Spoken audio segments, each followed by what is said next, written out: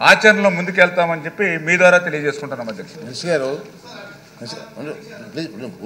ఉండండి సార్, మీరు సిగ్నేచర్ కాదు అయినా మీకు అవకాశం ఇచ్చాను సార్.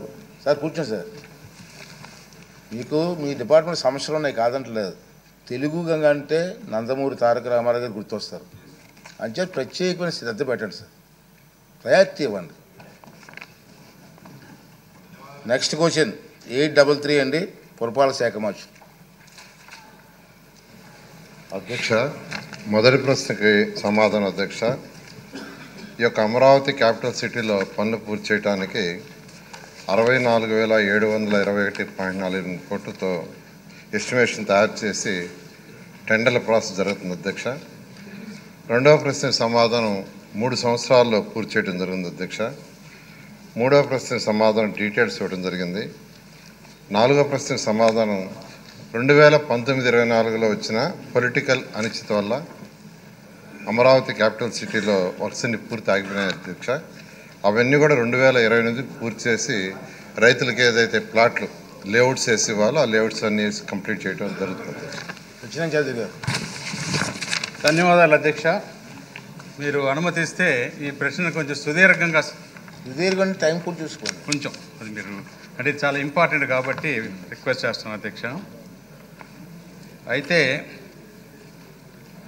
సున్నితంగా మంత్రి గారు 2019 నుంచి 24 జరిగిన ప్రభుత్వం సరిగా కంటే అరాచక పాలనలో ఇదొక భాగం. భారత రాజ్యాంగాన్ని తొంగలో తొక్కి, ఎందుకంటే ఈ క్యాపిటల్ గురించి పార్లమెంట్లో బిల్లు పాస్ అయినప్పటి నుంచి కూడా నేను పూర్తిగా ఇన్వాల్వ్ అయి ఉన్నాను అధ్యక్ష. ఆ బిల్లులో పొందుపరిచిన విధంగా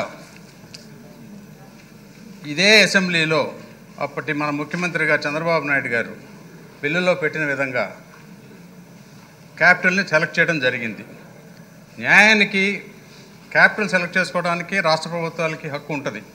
కానీ ఇది ఒక ప్రత్యేక పరిస్థితుల్లో మన రీఆర్గనైజేషన్ యాక్ట్లో హైదరాబాద్ ఏమో తెలంగాణకి క్యాపిటల్ గాను, ఇక్కడ తీసుకొచ్చే క్యాపిటల్ని ఒక ప్రొసీజర్ చెప్పారు.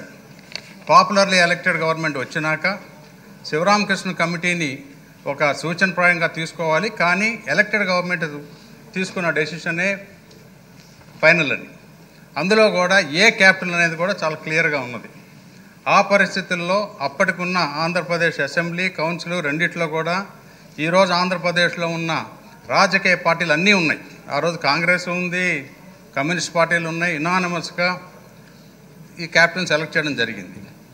ఆ తర్వాత అసలు ఈ క్యాపిటల్ గురించి మాట్లాడే ముందు ఆ తర్వాత జగన్మోహన్ రెడ్డి గారు చేసిన అరాచకానికి మనం డెఫినెట్గా ఎవరు బాధ్యులు, ప్రభుత్వంలో ఒకవేళ ఏదైనా చేయాలి అనంటే, ఒక చట్టాన్ని మార్చాలన్నా ఏదైనా పని చేయాలంటే మొట్టమొదటిసారిగా లీగల్ క్లియరెన్స్ కావాలి.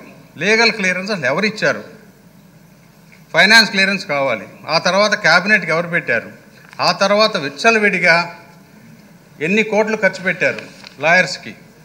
నేను ఎమోషనల్గా ఎందుకు ఇన్వాల్వ్ అయ్యానంటే, అమరావతి రైతుల ఆర్తనాదాలు ఎన్నో విని నేను కూడా 5 సంవత్సరాలు కోర్టుల వెంబడి తిరిగి అనేక లాయర్లతో కలిసి అనేక న్యాయమూర్తులకి మనం వెళ్ళి ఎక్స్ప్లెయిన్ చేసి ఇది ఘోరం నేరం జరుగుతూ ఉంది. ఎందుకంటే ల్యాండ్ పూలింగ్ వ్యవహారం అనేది మన భారతదేశంలో గత 50 సంవత్సరాల నుంచి జరుగుతుంది అధ్యక్ష.